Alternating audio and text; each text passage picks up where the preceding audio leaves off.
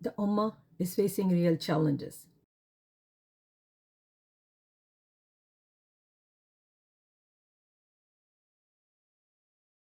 Who has more people obedient to him or her? It's about responsibility.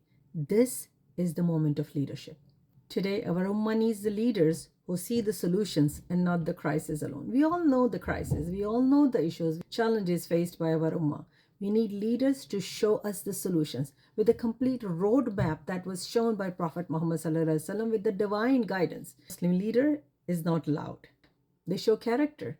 They don't react with anger. They don't use foul language or cuss words. They don't make bad-dua or curses to their own people.